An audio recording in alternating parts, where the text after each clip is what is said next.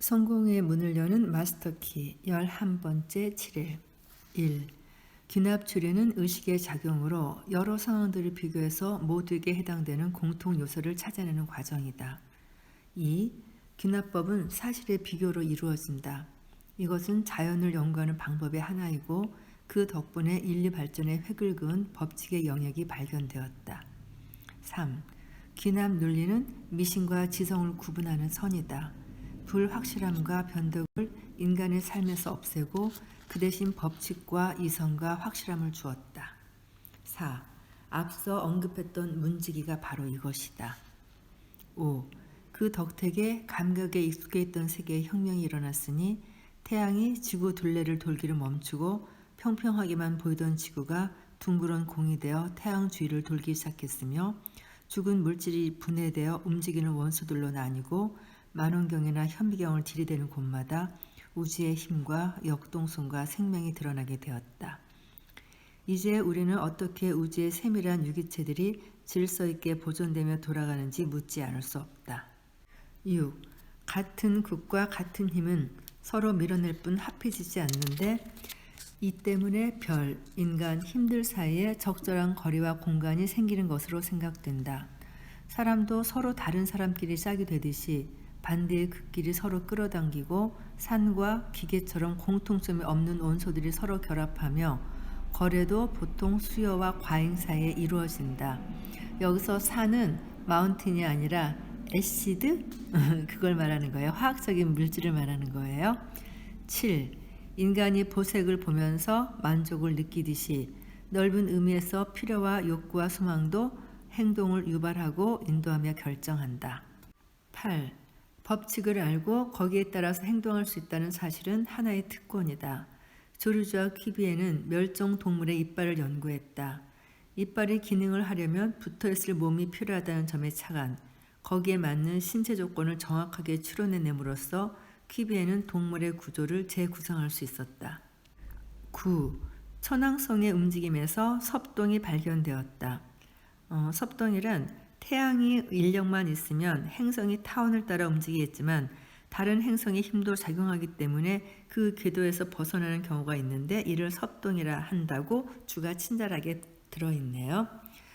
르베리에는 태양계가 질서를 유지하려면 어느 특정한 위치에 행성이 하나 더 있어야 한다고 생각했고 그렇게 하여 그 장소에서 그 시간에 해왕성을 발견했다. 10. 동물의 한 부분이 나머지 부분과 합해지는 특정한 방식과 퀴비에가 마음속으로 구상한 방식은 같았다. 르베리에의 경우도 마찬가지였다. 법칙은 먼저 사람의 마음속에서 개념으로 존재한 뒤에 자연을 관찰함으로써 실제가 된다. 그러므로 법칙을 알면 추론을 통해서 더 복잡한 작용도 알아낼 수 있다. 11. 인간은 자연이 제공한 해답들을 바르게 기록했고 발전하는 과학에 힘입어 자연에 대한 감각의 지평을 더욱 넓혔다. 지구로 움직이는 지렛대를 손에 쥐게 된 것이다. 이에 따라 인간은 매우 깊고 다양하고 가깝게 외부 세계에 접하게 되었으며 시민의 삶과 자유와 행복이 정부의 존재와 하나가 되듯 우리의 욕구와 목적도 이 거대한 우주의 조화와 하나가 되었다. 12.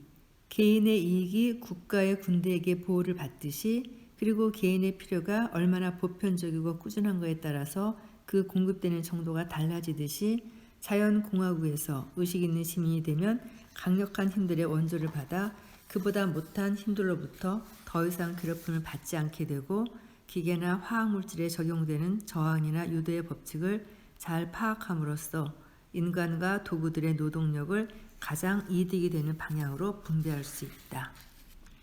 13. 플라톤이 사진사가 찍은 사진을 볼 수 있었다면 또는 귀납법을 이용해 인간이 할 수 있게 된 이와 비슷한 수백 가지 예들을 볼 수 있었다면 아마도 스승 소크라테스의 지적인 삼파술이 생각났을 것이다.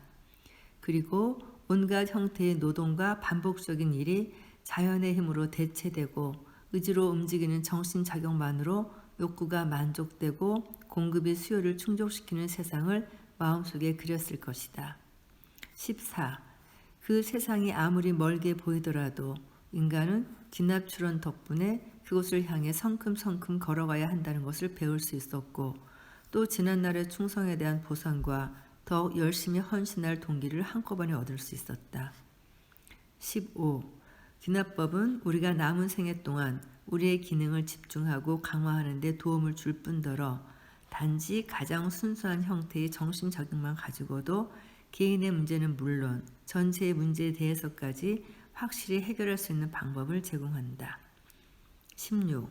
이제 우리는 방법을 하나 발견했지만 핵심은 구하면 이루어진다고 믿어야 그것을 이룰 수 있다는 것이다. 우리에게 주어진 이 방법이 아니었다면 플라톤도 이상이 현실이 되는 방법을 결코 발견하지 못했을 것이다. 17. 스웨덴 보리 역시 이것에 상응하는 원칙을 역설했다. 그리고 더욱 위대한 스승 예수는 이렇게 말했다. 무엇이든지 기도하고 구하는 것을 받은 줄로 믿으라. 그리하면 너희에게 그대로 되리라. 여기에 기록된 글의 시제 차이는 놀랍다. 진짜 이 책은 제목이 조금 뭐라 그럴까요? 뭐 돈 버는 거, 성공하는 거 이런 것을 얘기하는 것 같지만 사실은 굉장히 기독교적이고 영적인 책이에요. 계속해서 여기서 말하는 모든 것의 근본은 성경에 기초하고 있거든요. 18. 우리는 먼저 원하는 바가 이미 충족되었다고 믿어야 한다. 그러면 실현될 것이다. 이것은 특정한 소망이 이미 사실로 존재한다고 우주의 마음에 각인함으로써 생각의 창조력을 활용하는 간단한 지침이다. 19. 우리는 절대적인 차원에서 생각해야 하고 조건이나 제약에 대해서는 아무 생각도 하지 말아야 한다. 씨앗을 심고 방해하지 않는다면 씨앗은 마침내 바깥으로 자라나 열매를 맺게 될 것이다. 20. 복습해보자. 귀납추론은 외부 의식의 작용이고 여러 대상을 비교하여 마침내 공통적인 요소를 찾아내는 과정이다. 모든 문명국의 시민들은 스스로 이해하지 못하여 다소 신비롭다고 여기는 어떤 과정을 통해서 결과를 얻고 있다. 우리에게 이성이 주어진 것은 이러한 결과가 나오는 법칙을 발견하기 위함이다. 21. 몇몇 행운아들에게서 그러한 사고 과정이 적용되는 예를 볼 수 있는데 이들은 다른 사람들이 애써서 얻어야 하는 것을 모두 갖고 있는 사람들이다. 그들은 의식적으로 애를 쓰는 법이 없는데 이는 그들이 자신의 행동을 되돌아보지 않으면서도 늘 바르고 균형 있게 행동하고 모든 것을 쉽게 배우며 시작한 일은 말끔하게 완수하고 자신과 변함없이 조화를 이루고 살면서 어떤 어려움이나 문제도 느끼지 않기 때문이다. 22. 이런 생각의 열매는 말하자면 신들의 선물이지만 이 선물을 깨닫고 이해하고 제대로 아는 사람은 거의 없다. 적절한 조건 하에서 마음이 갖는 놀라운 힘을 인식하고 이 힘을 사용하고 지휘하여 인간의 모든 문제를 해결할 수 있음을 인식하는 일이 무엇보다도 중요하다. 23. 모든 진리는 그것을 현대적이고 과학적인 언어로 표현하든 아니면 고대의 언어로 표현하든 똑같다. 소심한 사람들은 진리가 완벽하기에 다양하게 표현된다는 점을 깨닫지 못한다. 이 말 정말 와닿네요. 진리가 완벽하기 때문에 다양하게 표현된다. 그렇죠.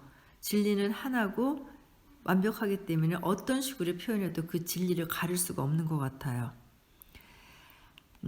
또 한 가지 표현으로는 진리의 모든 측면을 보여줄 수 없다. 24.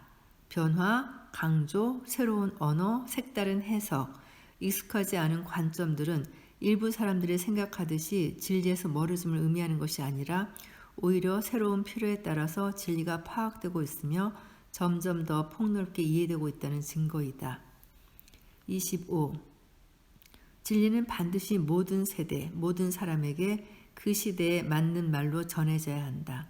따라서 위대한 스승 예수가 받은 줄로 믿으라. 그리하면 너희에게 그대로 되리라라고 했을 때 바울이 믿음은 바라는 것들의 실상이요 보지 못하는 것들의 증거니라고 했을 때 그리고 현대 과학자들이 끌어당김의 법칙은 생각과 그 대상을 연결하는 법칙이다라고 했을 때 그 각각의 말을 분석해보면 정확히 같은 진림을 알게 된다. 차이점은 표현 방식뿐이다. 26. 우리는 새로운 시대로 들어가는 문지방에 서 있다. 인류가 완성의 비결을 터득하는 시대가 되었고 지금까지 꿈꾸었던 모든 것보다 훌륭하고 새로운 사회 질서를 위한 길이 예비되고 있다. 현대 과학과 신학 사이의 갈등, 종교 간의 비교 연구, 새로운 사회운동의 거대한 힘, 이 모든 것은 단지 새로운 질서를 위한 길을 준비하는 것일 뿐이다. 낡고 무력해진 전통적인 형식은 사라졌을지 모르지만 가치는 하나도 사라지지 않았다. 27. 새로운 믿음이 이미 태어났다. 새로운 표현 방식을 요구하는 이 믿음은 오늘날 곳곳에서 일어나는 영적 활동들을 통해 나타나는 힘을 깊이 의식하는 것 속에서 그 모양을 이루어가고 있다. 28. 광물 안에서는 잠을 자고, 식물 안에서는 숨을 쉬고, 동물 안에서는 움직이고, 그리고 인간 안에서 가장 깨어난 상태에 이르는 영혼은 우주의 마음이다. 이 표현도 너무 마음에 들어요. 광물 안에서는 잠을 자고, 식물 안에서는 숨을 쉬고, 동물 안에서는 움직이고, 인간 안에서는 가장 깨어난 상태에 이르는 영혼. 우리는 우리한테 그것을 부릴 권한이 주어졌음을 이해하고 실제로 그 권한을 사용함으로써 존재와 행위, 이론과 실제 사이의 틈을 메워야 한다. 29. 지금까지 이루어진 가장 위대한 발견은 생각의 힘이다. 이 발견의 중요성이 대중에게 인식되기까지는 꽤 더딘 과정을 거쳐왔지만 이제 그 단계에 이르렀을 뿐 아니라 이 위대한 발견의 중요성이 이미 모든 연구 분야에서 조사되고 있다. 30. 어떤 사람은 생각의 창조력이 어디 있느냐고 물을지도 모른다. 그것은 아이디어를 창조하는 데 있다. 아이디어는 다시 물질과 힘을 사용하고 발명하고 관찰하고 분별하고 발견하고 분석하고 지배하고 다스리고 합하고 적용함으로써 스스로 물질화된다. 이렇게 할 수 있는 이유는 생각이 지능을 가진 창조력이기 때문이다. 31. 생각은 그 고유의 신비로운 심연에 빠질 때 최고의 활동을 하게 된다. 자아라는 좁은 영역에서 벗어나 진리를 거쳐 영원한 빛의 영역에 들어갈 때 존재하고 존재했고 앞으로도 존재할 모든 것이 하나의 거대한 조화 속에 녹아드는 곳에 들어갈 때 말이다. 32. 이러한 자기 묵상의 과정에서 얻는 영감이 창조적인 지성이다. 이것은 다른 모든 힘이나 법칙, 요소보다 분명히 뛰어나다. 영감이 있으면 이런 모든 것들을 자신의 목적과 목표를 위해 이해하고 바꾸고 지배하고 적용할 수 있으며 따라서 그것들을 가질 수 있다. 34. 지혜는 이성이 깨어날 때 시작된다. 이성이란 단지 사물의 참 의미를 알게 해주는 지식과 원칙을 이해하는 것일 뿐이다. 그러므로 지혜는 개화된 이성이고 이는 겸손으로 이어진다. 겸손은 지혜의 큰 부분이기 때문이다. 34. 우리 모두는 불가능해 보이는 일을 성취한 사람, 인생의 꿈을 이룬 사람, 자신과 그 밖의 모든 것을 변화시킨 사람들을 많이 알고 있다. 우리는 누구나 가장 필요한 순간이면 꼭 나타나는 것처럼 보이는 어떤 불가항력적인 힘의 등장에 놀란 적이 있다. 하지만 이제 모두 분명해졌다. 어떤 분명한 근본 원리를 이해하고 그것을 제대로 적용하기만 하면 그렇게 되는 것이다. 35. 이번에 할 훈련은 무엇이든지 기도하고 구하는 것은 받은 줄로 믿으라. 그리하면 너희에게 그대로 되리라 라는 성경의 인용구에 집중하는 것이다. 한계란 없음을 명심하라. 무엇이든지라는 말이 분명히 암시하는 바는 우리에게 주어진 한계는 단지 생각하는 능력, 어떤 경우에도 당황하지 않는 능력, 위기에 대처하는 능력, 믿음은 그림자가 아니라 실상임을 기억하는 능력일 뿐이라는 점이다. 믿음은 바라는 것들의 실상이요 보지 못하는 것들의 증거니라. 이번 장의 질문을 읽어보겠습니다. 귀납추론이란 무엇인가? 이러한 연구 방법으로 이룬 업적은 무엇인가? 행동을 인도하고 결정하는 것은 무엇인가? 모든 인간의 문제에 대해 틀림없는 해답을 주는 공식은 무엇인가?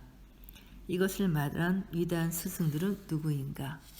이러한 생각의 과정이 적용된 결과는 무엇인가? 이것이 과학적으로 옳은 이유는 무엇인가? 믿음이란 무엇인가? 끌어당김의 법칙은 무엇인가? 이 법칙을 이해하는 것이 얼마나 중요한 일이라고 생각하는가?